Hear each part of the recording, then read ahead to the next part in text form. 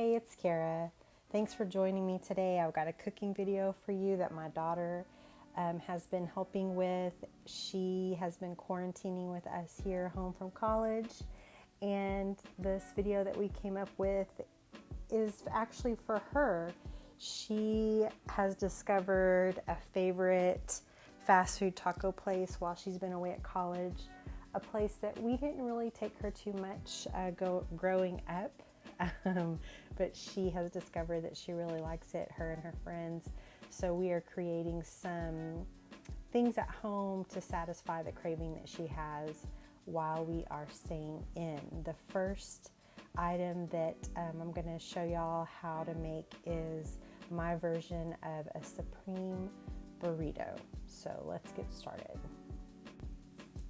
So we're going to start by making the meat filling that we're going to have for our burrito. So you're going to need a little salt. I got a quarter of an onion, a garlic clove, a half a pound of ground turkey, and probably about a quarter of a pound of your favorite chorizo here.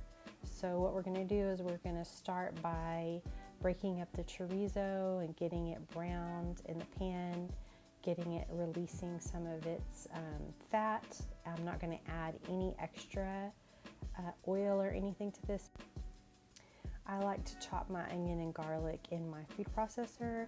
If you use the pulse feature, you may even want to open it once or twice to scrape it down. You can chop your onion and your garlic nicely in your food processor, but if you run it on the on, you'll produce a lot of liquid, which is fine because you could reduce down all that liquid as you are sauteing, but the pulse feature works well whenever you're chopping things like onion and vegetables finely without them releasing a lot of their moisture. So now I have added the onion garlic mixture to my chorizo, and I am going to saute that. Again, it has released some of its oil, so it's the perfect amount that we need for this. The turkey is pretty lean. I won't need to add any other fat to that. I'm putting in the turkey now and breaking it up and getting that sauteed down as well. And this turkey being lean, it should not exude a lot of oil that would need to be drained off. It should actually be perfect. I also find that one of the reasons why I like using chorizo for this mixture is it gives it such a nice flavor without having to really season the meat much at all. You could add a little cumin, you could add a little chili powder here if you wanted, but this meat mixture comes out so flavorful just with what I have here, and now you can see that it has all come together, that you don't really need to add those extra spices, but you could if you want. Now we will make our taco sauce. So what you will need for that is 8 ounces of tomato sauce.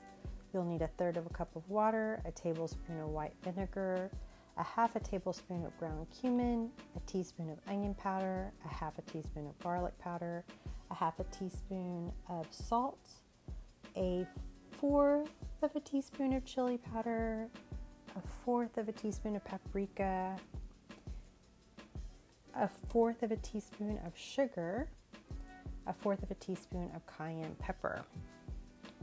This will come together really quickly in a saucepan. What we're going to do is start with our tomato sauce. We are going to just pour that in. I like to use my water to kind of rinse the can out. And then we will add in our vinegar, and we will add in all of our spices. And then we're going to whisk all of this together. If you can make this the day before and kind of plan ahead your meals, this will actually be better the next day and the next. And it will easily hold for a week in your fridge. Now we're going to simmer this mixture for 20 minutes.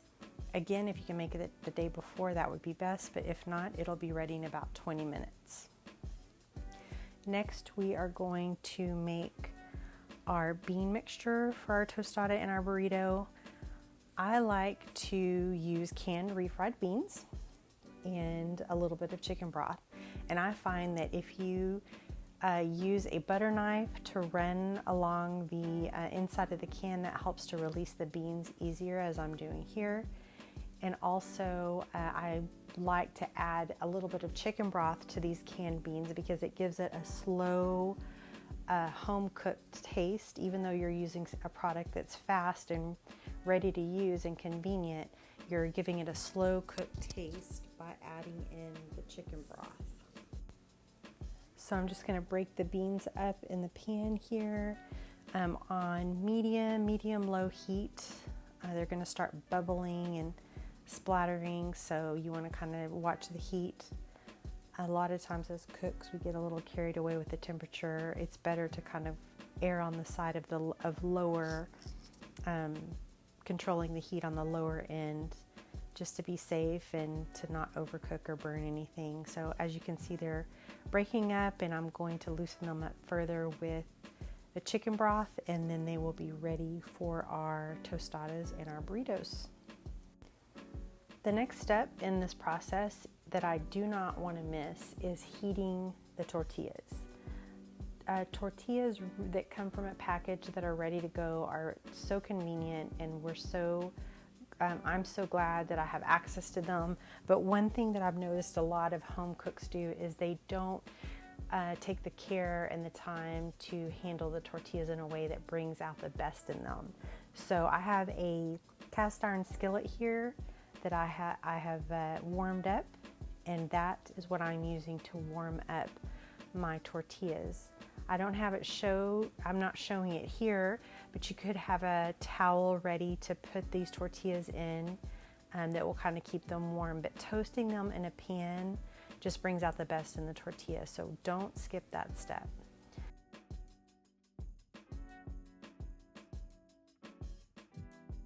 I'm now adding the refried beans to the burrito. We're going to start assembling here. I have our meat mixture that I'm going to add. You can add as much or as little. These are just suggested toppings. Here's our homemade taco sauce that turned out so good. It might seem silly to make taco sauce homemade at home when you can buy the bottled kind at the store, but it is fun and it is worth it to make your own because it was delicious. I am adding sour cream. I like to put it along the edge so it's evenly distributed through the burrito and not just in one big dollop.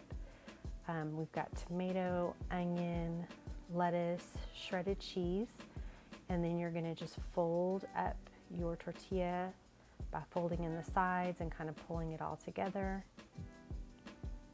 and gathering it up in your warm tortilla. I normally wouldn't do this, but I'm going to cut it in half just so you can see.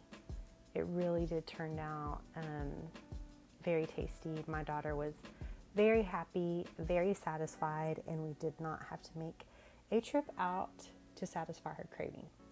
Now we're going to make bean tostadas, also inspired by this particular fast food restaurant. I'm going to make them the way that they are, just in a basic, just the bean tostada. You're going to need your refried beans. You can, of course, use all the ingredients that you have here, but for this particular one, I'm just doing the beans, and I'm doing our taco sauce that turned out so good, shredded lettuce, and cheese. Just simply built. It was really good and very satisfying. So I hope you guys will make these things at home and enjoy them the way that we did. Thank you.